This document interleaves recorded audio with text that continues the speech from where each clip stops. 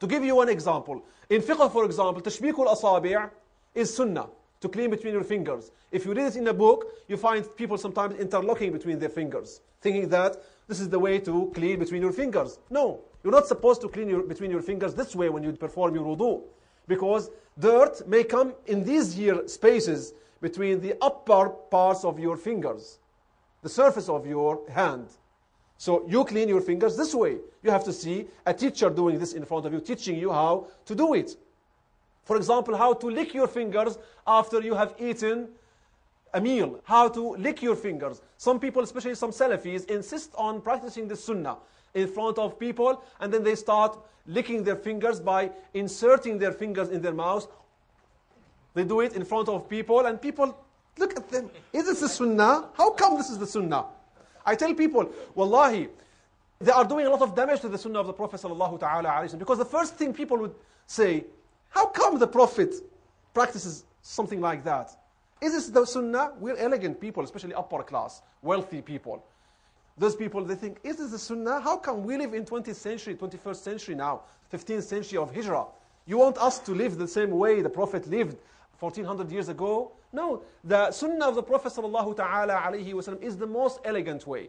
But the way to practice it, you have to receive it from scholars. You have to look at scholars and see how scholars practice the sunnah. When you go to scholars, actually before going through books, I picked it up from my father, rahimahullah.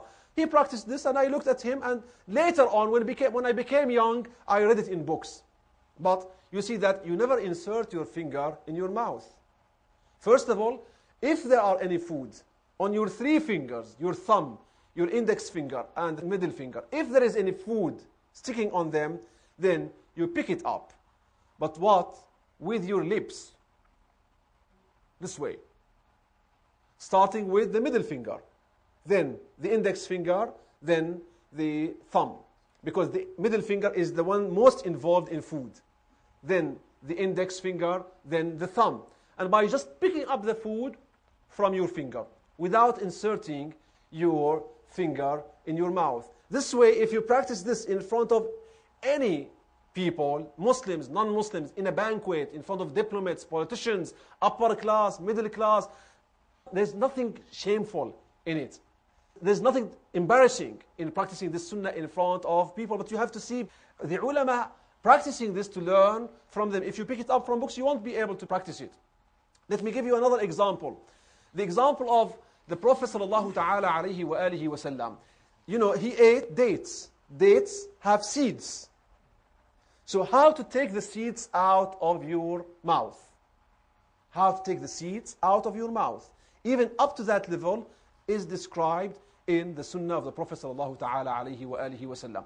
When you take the seed out of your mouth, most of us, with our hands, with your fingers, like this, you take it out of your mouth, like this, and you put it. But this is not the way the Prophet sallallahu ta'ala picked the seeds from his mouth. You know now in modern etiquette what to do? Anyone knows in modern etiquette what to do, how to pick up the seeds in modern etiquette? If you're sitting at a banquet and you're behaving, you know, the knife on the right-hand side and the fork on the left-hand side, and you're sitting and in front of you there is a lady, on the right-hand side of you there is a lady. Astaghfirullah. This is how banquets are arranged.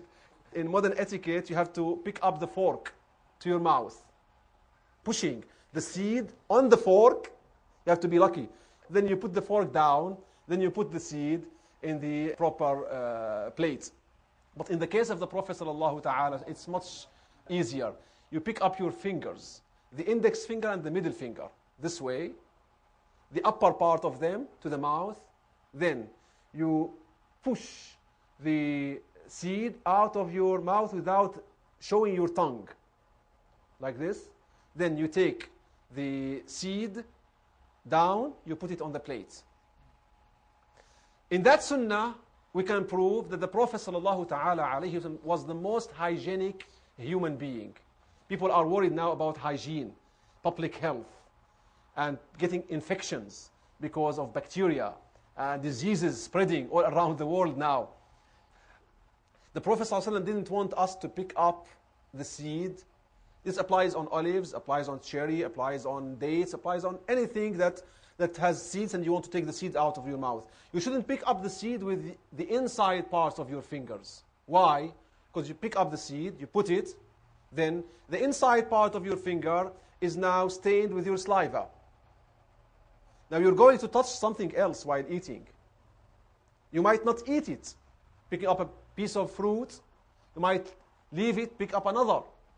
Now, people won't like really to eat something you touched with your saliva. Second, there is a probability that if someone is infected, the infection is going to go to other people through his saliva touching several things.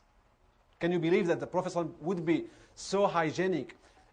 We're talking about the Prophet ﷺ living in Arabia. People think it's a desert life or desert-like. It's a nomad way of life, Bedouins living that way. But look how he was concerned, sallallahu alayhi wa alihi wa sallam. Also, it's mentioned in the hadith, in Sunnah Imam al-Bayhaqi, that he never put, sallallahu alayhi wa sallam, the seeds in the same plate with the fruits. Because if you put the seeds in the same plate with the fruits, also the plate itself and other fruits will be touched by your saliva. Because the seeds coming out of your mouth, they are contaminated with your saliva. So he would put them in a separate plate, not in the same plate. To go through this, probably you have to read many books of hadith, many books on the shama'il of the Prophet sallallahu ta'ala alayhi wa sallam, to reach that point where you can pick up this. But all it takes you is to observe a scholar. To observe a scholar. For example, the Prophet sallallahu ta'ala alayhi wa sallam never pointed out with his finger like this. If he spoke, he would point out with his hand, like this all together, sallallahu alayhi wa alihi wa sallam. But all it takes you is to look at a scholar, to see how scholars point out, for example, then you would see the sunnah of the Prophet sallallahu ta'ala alayhi wa sallam. How to walk, for example. Look just as a scholar, how he walks, especially those who have studied the seerah of the Prophet sallallahu ta'ala alayhi wa alihi wa sallam, who have been in the company of great scholars, then you would see how the Prophet sallallahu ta'ala alayhi wa alihi wa sallam walked.